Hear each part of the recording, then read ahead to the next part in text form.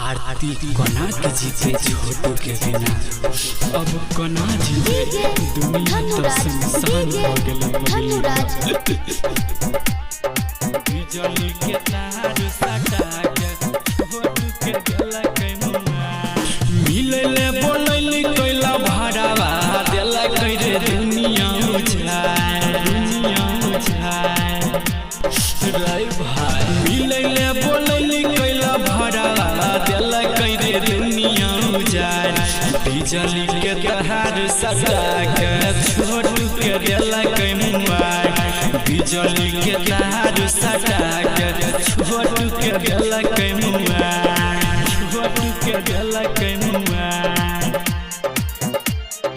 बिजली के तार सटा के छोटू के गेला कैमुआ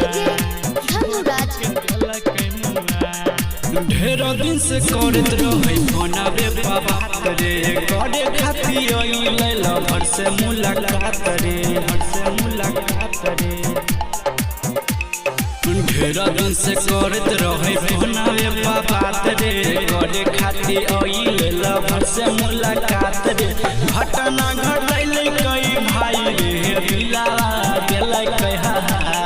घटना घटैल कई भाई रे दिला बिजली के तार सटा के छोटू के गेलै कैमुआ बिजली के तार सटा के छोटू के गेलै कै रे माय छोटू के गेलै कैमुआ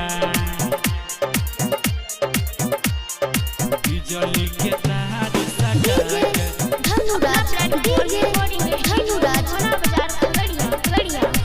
आरती के साथ में गेल के बड़ा घाट रे लाश लग के कानै छै पगली अपन हाथ रे पगली अपन हाथ रे आरती के साथ में गेल के बड़ा घाट रे लाश लग के कानै छै पगली अपन हाथ रे मिथुन यादव देल कह दर्द के बतिया सुनाय मिथुन यादव देल कह प्रेम के लीला सुनाय बिजली के तार सटा के छोटू के गेलै कैमुआ बिजली के तार सटा के छोटू के गेलै